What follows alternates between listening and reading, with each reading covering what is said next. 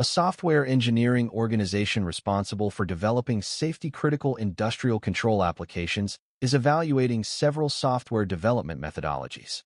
Because system failures could result in significant operational disruption and safety consequences, leadership directs the development team to prioritize specific framework disciplines. Core engineering directive priorities include the following: defect prevention over detection, formal verification techniques, mathematically rigorous designs, statistical quality measurements. During an architecture review, the chief software engineer states, rather than assuming defects will occur and then attempting to identify and remove them later, we should adopt a methodology that emphasizes preventing defects from being introduced in the first place. Which software development methodology is most closely associated with this philosophy? The answer is cleanroom software engineering. Cleanroom engineering is an industrial framework utilizing mathematical checking, such as state transitions and formal theorems, to systematically prove correctness prior to compiler execution. By prioritizing mathematical checking over standard trial-and-error debugging loops, it yields exceptionally high software reliability rates. An organization is onboarding several new software developers who will be joining a front-end application team. The organization maintains a centralized database containing customer records, subscription information, and internal operational data. However, at this stage, project assignments are unfinalized and requirements are unapproved. These includes assignments not finalized, requirements not approved, requests not reviewed, entitlements not assigned. The organization's strict security compliance blueprint explicitly requires adherence to least privilege, need to know, default deny, and separation of duties architectures. The database administrator must determine the appropriate initial baseline. Which of the following is the most appropriate default access assignment? The answer is no access. Under a foundational security posture utilizing default deny, least privilege, and need to know, an identity must possess no permissions whatsoever until a validated operational necessity is established. Because roles, requirements, and review validations are completely absent at account creation, the baseline profile must be strictly restricted to no access. A technology company is involved in civil litigation following a significant insider threat investigation. During discovery, investigators collect numerous distinct types of evidence from the scene, encompassing digital records, spoken testimonies, and physical items. Discovered evidence includes stolen hardware recovered, printed unauthorized contracts, system security log exports, witness administrative statements. During trial preparation, legal counsel asks the incident response team to identify the precise category of evidence consisting strictly of physical, tangible objects that can be directly inspected. Which legal type of evidence is being described by counsel? The answer is real evidence. Real evidence, also known as physical evidence, consists of actual, tangible objects central to the case that can be physically brought into the courtroom, such as the stolen laptop component itself. A financial services company is redesigning its threat intelligence and incident response program after experiencing several advanced, multi-stage intrusions. Executive leadership directs the Security Operations Center to deploy a deep high-interaction deception environment. Stated framework target objectives are the following: increase attacker dwell time, immediate analyst notification, observe attacker TTP matrices, prevent production pivot paths, centralized event correlation, external logical separation. The engineering team must evaluate candidate protocols to build out this highly complex environment, striking a perfect balance between visibility, correlation, alert processing, and secure system containment. Which of the following technologies would best satisfy the organization's stated objectives for the deception environment? Choose all that apply. The answer is firewall, pseudoflaw, IDS, DMZ, virtual LAN, and SIEM. To construct this unified deception architecture, 6 key technologies are leveraged. Firewalls enforce critical secure exit constraints and containment. Pseudoflaws serve as intentional enticements to safely expand adversary dwell time. CISSP fulfills deep long-term metric tracking and log correlation rules. IDS maps live attacker TTP actions without actively blocking them, unlike an IPS. DMZ acts as the secure, isolated perimeter buffer for deployment.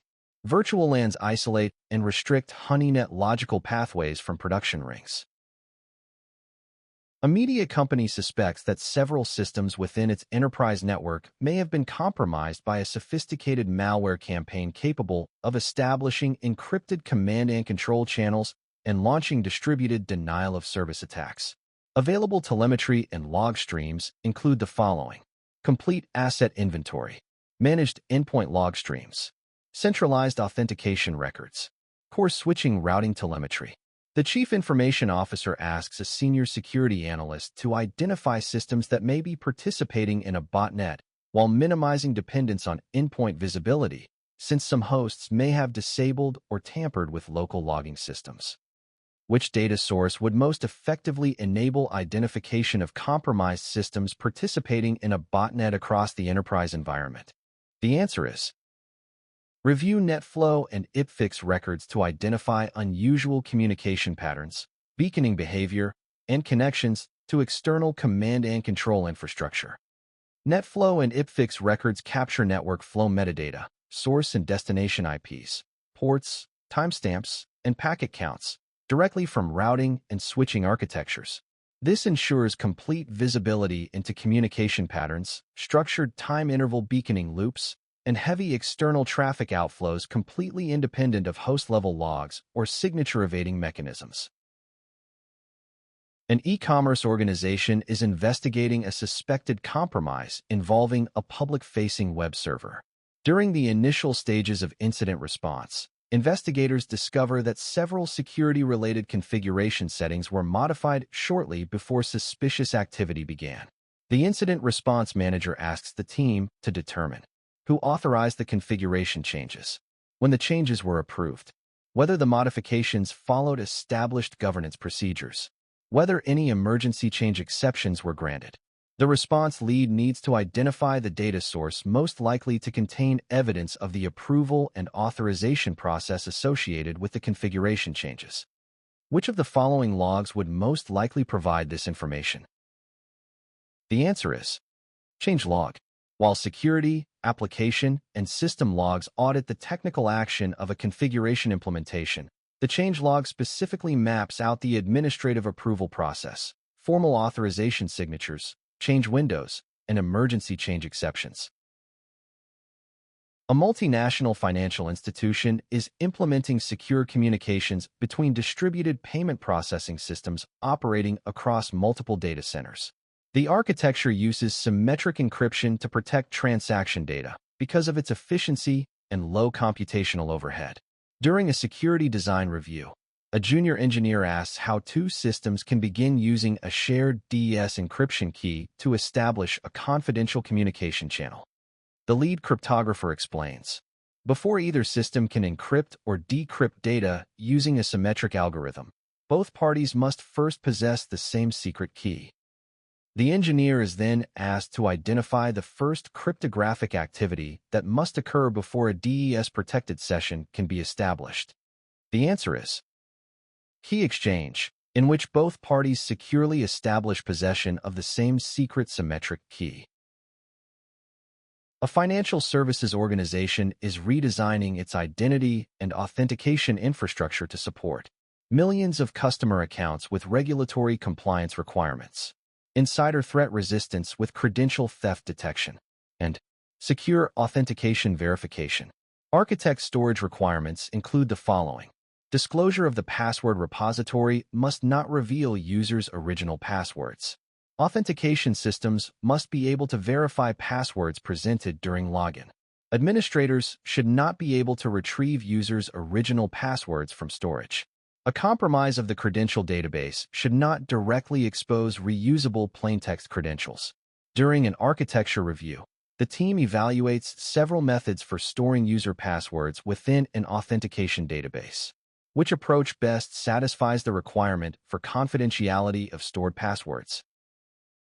And the answer is Store passwords using a one-way cryptographic transformation that allows verification but prevents recovery of the original password. Utilizing a one-way cryptographic transformation perfectly matches all criteria. It transforms input strings mathematically so validation code can verify matching outputs during registration or login vectors while guaranteeing that administrators, systems, or malicious actors who access the database file cannot reverse engineer or reconstruct the plaintext credentials.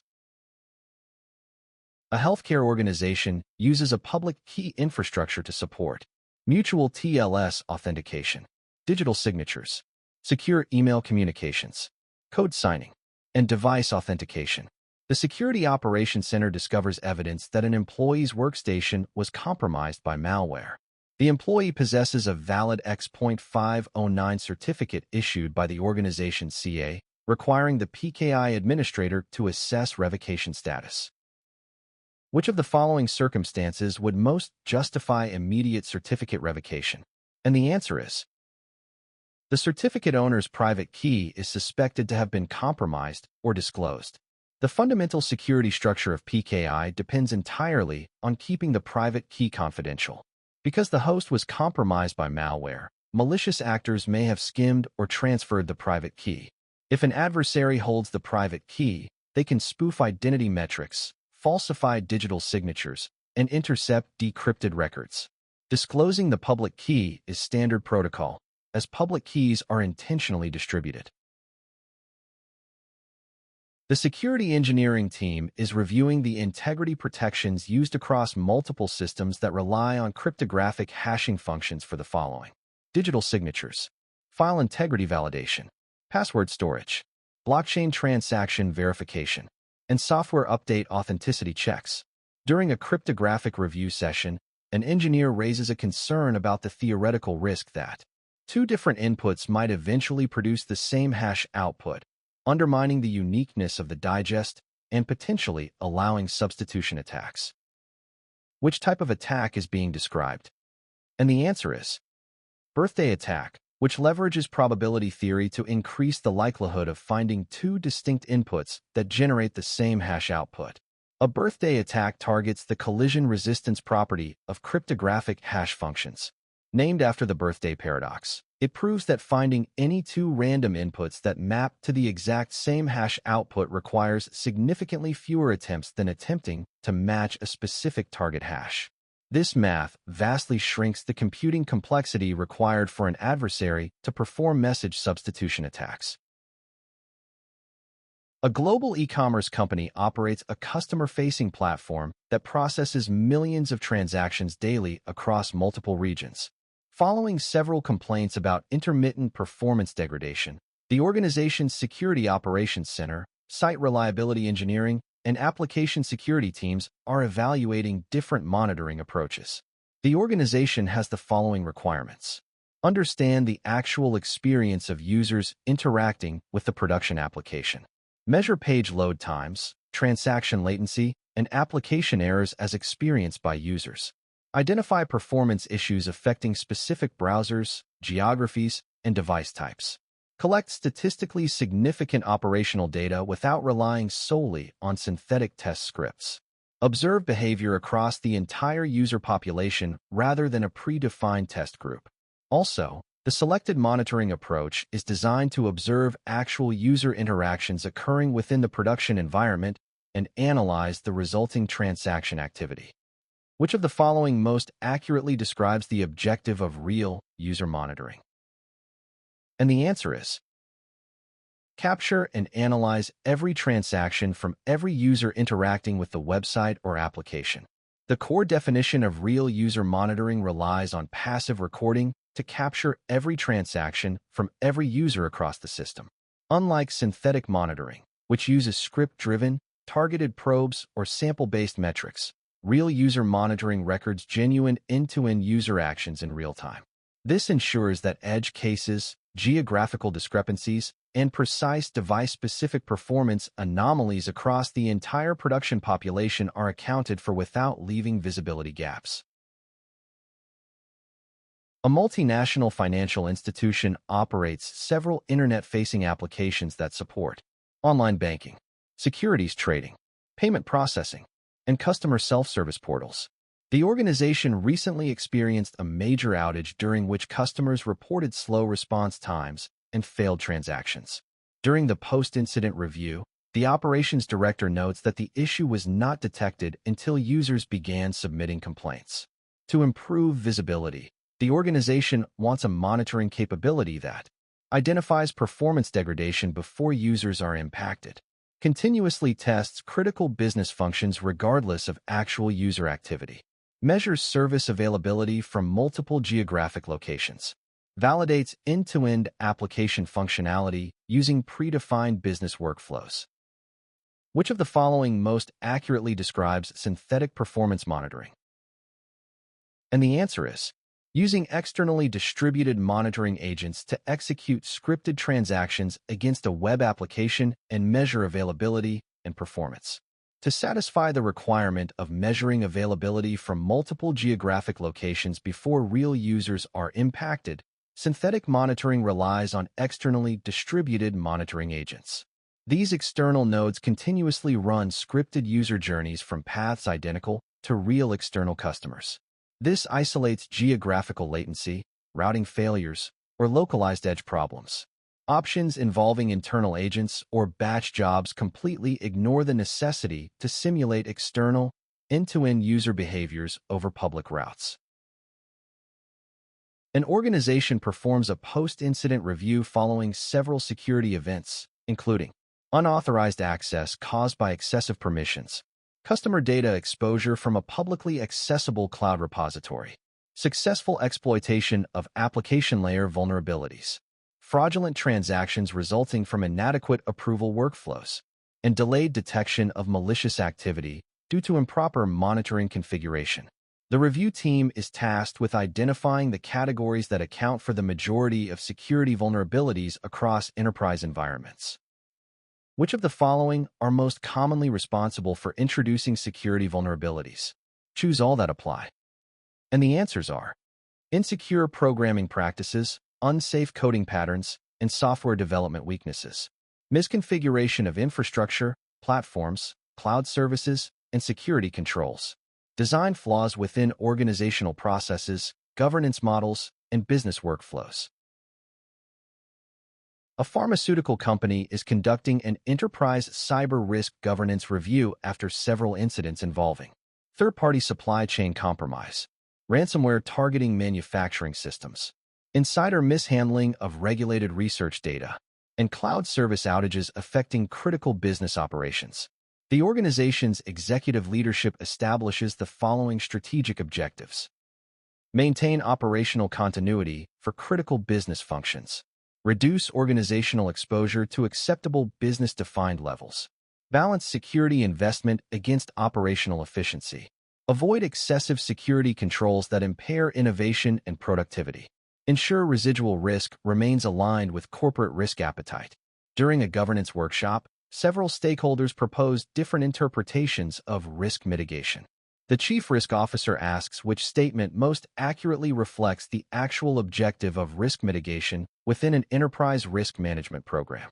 Which of the following are most commonly responsible for introducing security vulnerabilities? And the answer is establishing an acceptable level of organizational risk exposure and implementing safeguards to reduce risk to that level. Risk mitigation focuses on deploying safeguards to lower risk profile exposure down to a predefined, acceptable state. A global energy provider is conducting a formal enterprise risk assessment of several operational technology environments supporting power generation and grid distribution systems.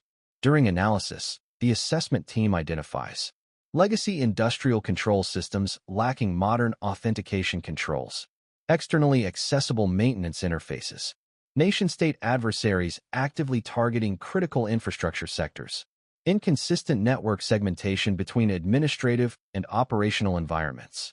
The lead assessor explains that management must distinguish between the following: weaknesses inherent within systems, threat actors capable of exploitation, conditions increasing organizational susceptibility, the probability that a threat actor will successfully exploit an identified weakness and produce adverse impact.